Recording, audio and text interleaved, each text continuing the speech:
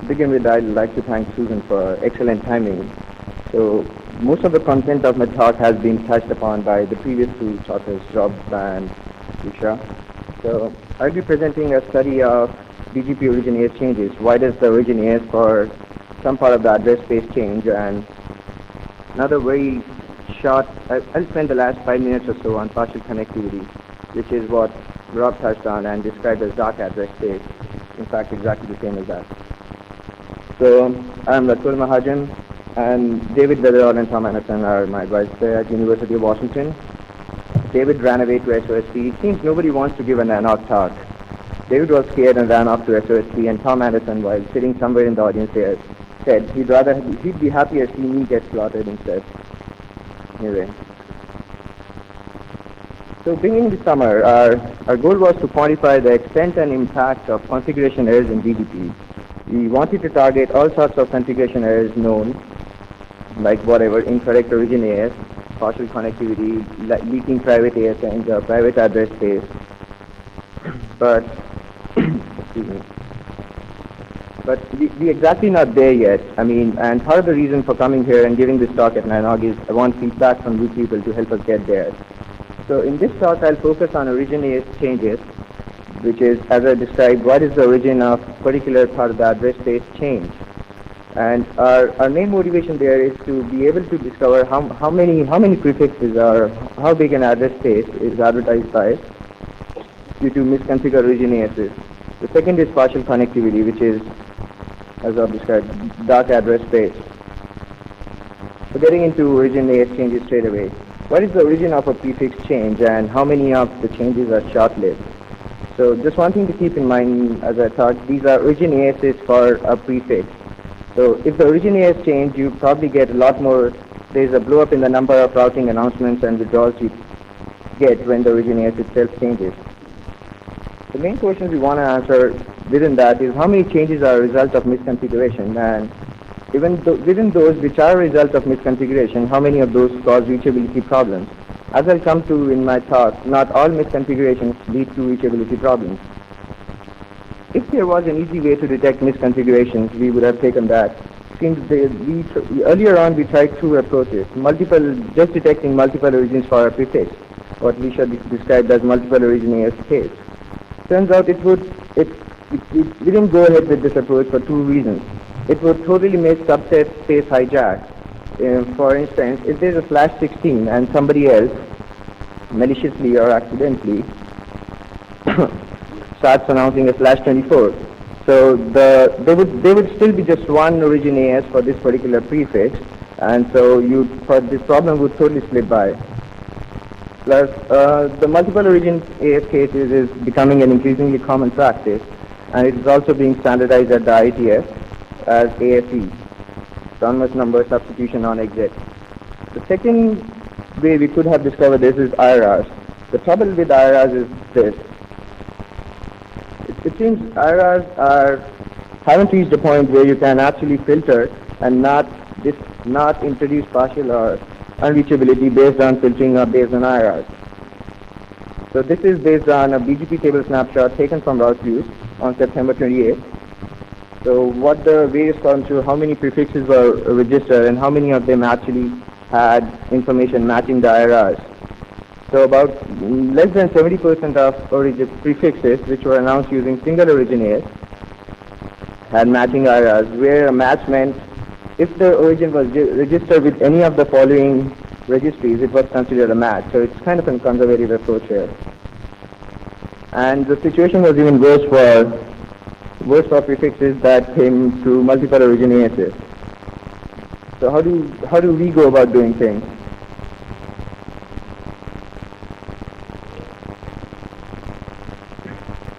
Again, we use BGP snapshots archived by the route views project and see how the origins for a particular part of address space change. So since we are using archived route views data, we are likely to miss origin changes that come and go between the time snapshots are taken. So our results are likely to be an underestimate of the actual number. Taking all the snapshots for a day, we identify prefixes that are not announced by the same origins throughout the day. This would automatically include prefixes that are present in just some of the snapshots and not all the snapshots. And after that, we go ahead and attribute a cause to every origin change. We classify the origin changes into three broad categories. Ones that are long-lived, which are changes that seem permanent. We detect permanency using past and future tables. Using past and future tables. For changes that are not long-lived or changes that are short-lived, we further classify them into two broad categories called fluctuating and conflicting. Fluctuating changes means that these are announcements that are announced we have reason to believe these are announced using correct origin. Fluctuating changes are those which have been announced potentially with incorrect origin. I'm hoping the sub-classification within the long-lived is pretty clear.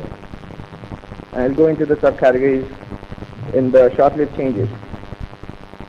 So the first column is the category name itself. The second is what the stable announcements are in the snapshot. And the third column is what the short-lived announcements were. So XYZ there represents the AS path with Z as the origin. So in self-deaggregation, what you basically see is that a prefix itself has been deaggregated into multiple more specifics, but the origin stays the same. So potentially the origin for this is same, since it's the same origin as less specific. So AS path stripping is this case where the new origin is present as the last but one AS in the stable announcement. So if the old announcements were XYZ, the new is XY, as if Z has been stripped off by Y. This can occur due to getting route leaks because of getting BGP into IGP and then back again into BGP. The third category is strip deaggregation, which is a mixture of both AS path stripping and self deaggregation. The origin has been stripped off and the prefix has been broken down into multiple more specifics.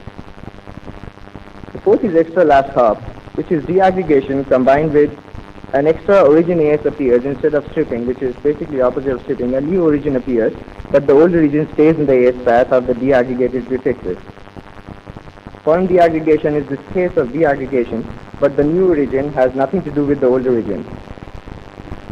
I should point out all of these categories were made up by seeing some common patterns in the short-lived changes. We've talked to network administrators who were involved in some of these incidents, and these have been results of misconfigurations in a lot of cases, but we do not believe that all of these are results of misconfigurations. So I'll be interested in having your feedback on what are the legitimate instances when this can show up as against misconfiguration of some sort. So jumping to the data now. This is data collected over the 2 months of August and September this year. This graph shows the distribution of origin changes for the 2 months. I'll be showing a series of such stacked bar charts, and the number in parentheses in every legend is the average per day across the 2 months. So for instance, there were an average of 745 long-lived changes per day during these 2 months. So what we see here is, if you total the averages per day, we see that there are more than 2% of the prefixes experience an origin change during the day. Less than a third of the changes are long-lived. So there are very few changes which are actually less than a third are basically less than long-lived. Another interesting aspect is there's a weekly pattern in the number of origin changes. You can see dips around the weekends, which in hindsight makes sense because there are less number of people fiddling with their configuration on weekends, and we come across lesser number of origin changes here. Further zooming into the long-lived changes, here's the breakdown. I've merged the categories for the rest of them, just to highlight the fact that most of the changes here are contributed by more specifics being added or put into the routing table. These are long-lived changes, so once they are added, they stay for a while. So what we did was, we saw how long do these long-lived changes live. So it turned out the changes we categorize as long-lived, 85% of them persist beyond a week. So these are pretty long-lived changes. But the point is that because of multi-homing and traffic engineering policies change, we see a lot of flux in long-lived categories, origin changes and stuff. Getting into the fluctuating changes. So the point to note here is that most of the changes here come because of self-deaggregation. So recall that fluctuating changes were actually short-lived changes. So these are self-deaggregation would be the instance that the same origin introduced multiple more specifics for some part of the day and then withdrew. So cell deaggregation here is changing more, it's causing more origin changes than failure themselves.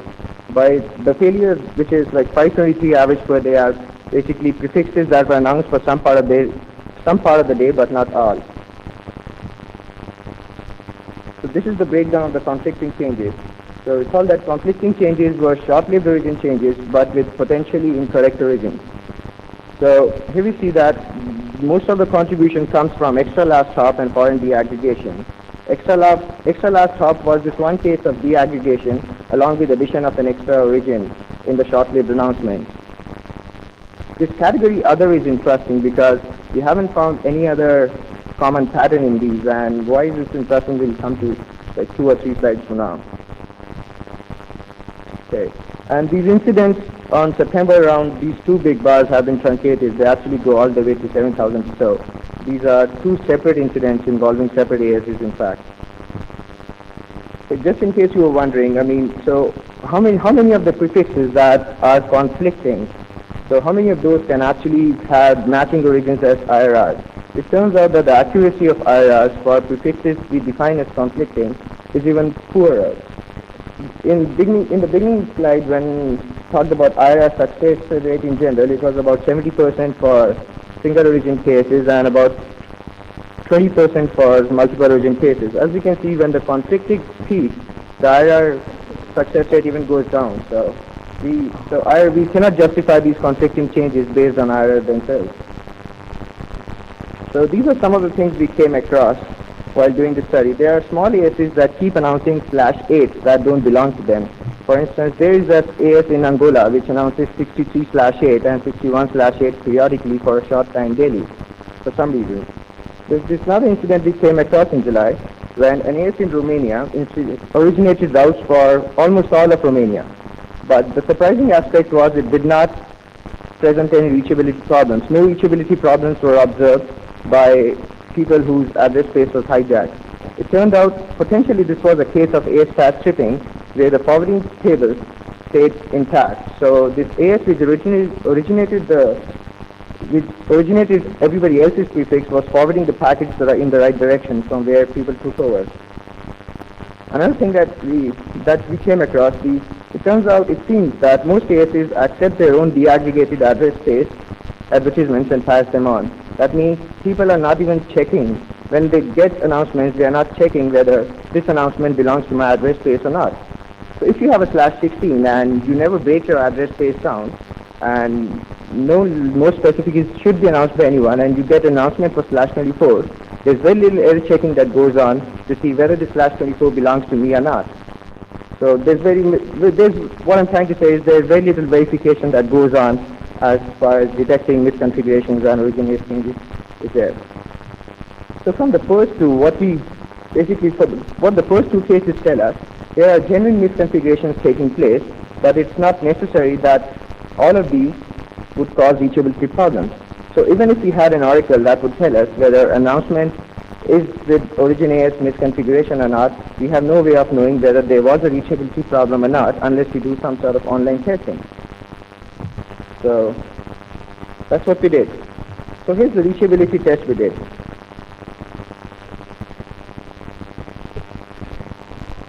So this is an online test, so this does not work with archived data. So what we do is download the current BGP table, and while downloading the table we try and see how many of the announcements have new origins. By new I mean origins which we hadn't seen for the prefix before. So for all the ASs that are announcing that prefix, we divide them into 2 categories. Loyals are the ASs that believe the old origin, and converts are the ASs that believe the new origin. So it's not necessary that these prefixes we test for have actually multiple origins. It could be the case that some of the ASs which convert believe a /24 while others believe a /16. In that case also we can test it, because people who are not announcing the /24 are actually believing the announcement for /24 itself. So then we use public looking glass servers to check if one set can reach the prefix while the other cannot. If it's the case that one of the sets can reach the prefix while the other cannot, it's potentially a reachability problem. So we can test reachability for, in some cases, basically in cases when we have a necessary, when we have an appropriate vantage point. So we need at least one vantage point, a traceroute server or looking glass, in both of the two sets, because what we are testing is for relative reachability as against absolute reachability. So when we can actually do the test, the results of the test can be broken down into three categories. Test passes, that means everything's fine. Both sets can reach the prefix, or both get blocked at the same place. By same place, I mean same IPs or some similar structure. We also use Ramesh-Govindran's alias resolver in this case. Or the test could be inconclusive. That means both the sets cannot reach the prefix but land at different spots in the network. So we have no way of knowing whether one set can reach the prefix while the other cannot. The third category is actually most interesting, where one set can reach the prefix while the other cannot. And it can be broken down into depending on what set could reach the prefix. So it could either be loyals win, in which case that means loyals were the people who believed the old origin. So loyals can believe the new origin, can reach the prefix because they believe the old origin, and converts cannot. So in a case of origin-based black holing, it should be the case that loyals are able to reach the prefix because they believe the old origin, which is stable, and converts cannot, because just by believing the new origin, they send their traffic towards the new origin and thus cannot reach the prefix. So these are the initial results for the reachability test. This is tested over about first 10 days of October. So based on all the tests we did, we divided into what our offline categories were. So there are two things. The first thing to note here is the test fails even for some long-lived changes, which should not be the case. So it's because the test is not perfect in itself. The test can fail even because to test reachability, we depend on traceroutes and pings. If traceroutes and pings are blocked in the network with different policies, if a network has multiple entry points, the traceroutes could be blocked for one set or not for another. So if we assume that 2.1% or 2% is like the baseline failure rate for the test, the point to note is that the failure rate in the other category is much higher. So other was the category within conflicting that we could not classify based on all those deaggregation common patterns we saw. So what this basically is strong evidence that says that there is the bulk of prefixes in the other category could be suffering origin-based black holing or reachability problems. But on the flip side of it, the other category itself was like 50 per day. So the number of prefixes suffering reachability problems is just a handful, but it's still there. So the problem is small but still observable. Okay, changing gears and getting into partial connectivity. Partial connectivity has been already defined as dark internet address space by Rob in Craig's talk. And instead of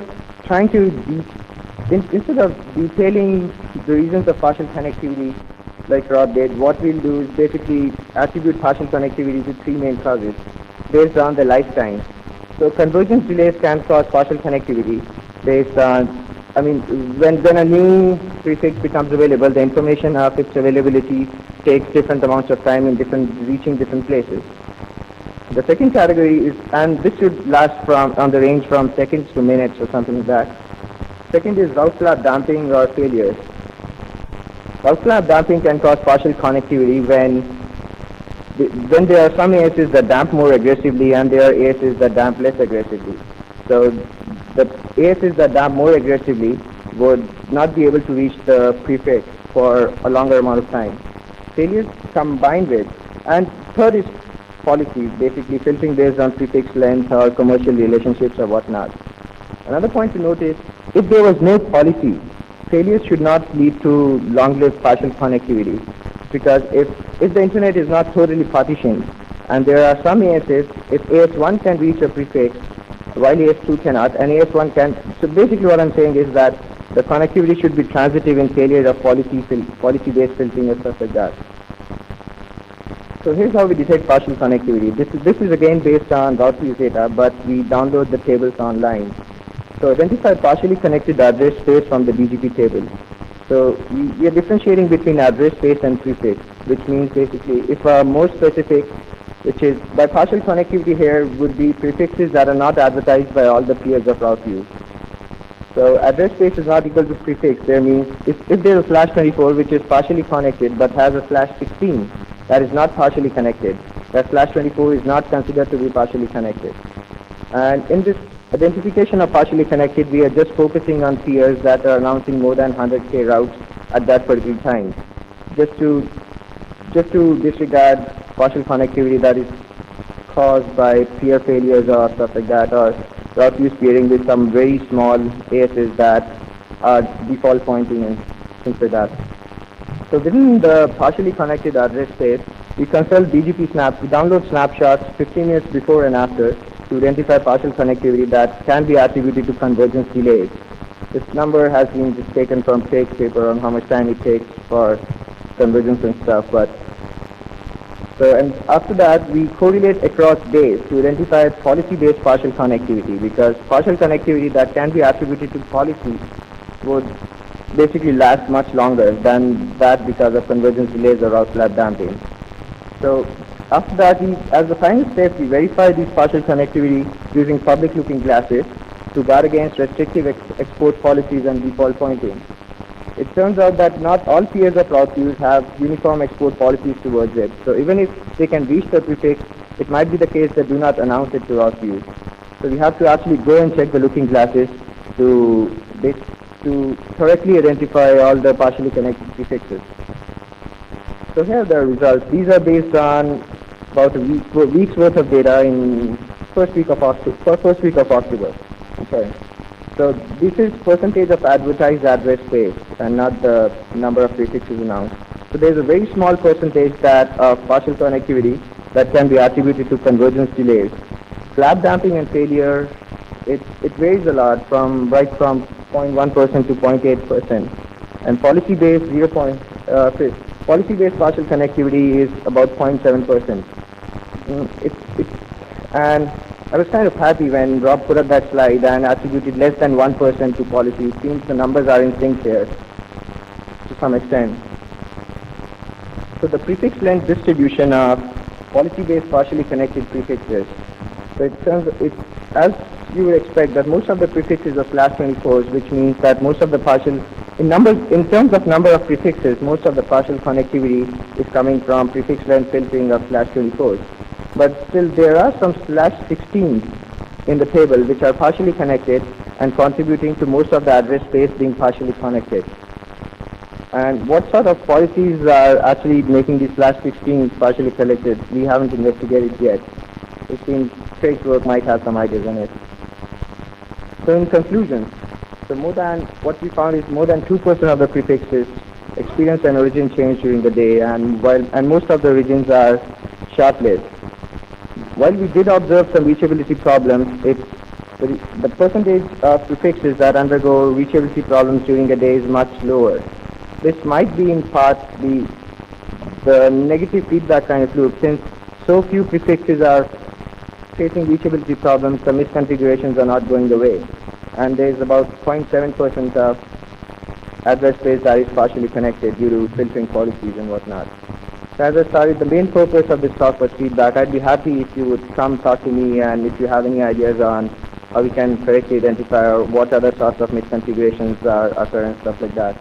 And I'll start maintaining this URL from now. There's not much on it right now, but I'll be collecting information and putting up whatever documents and talks there. Okay, thanks.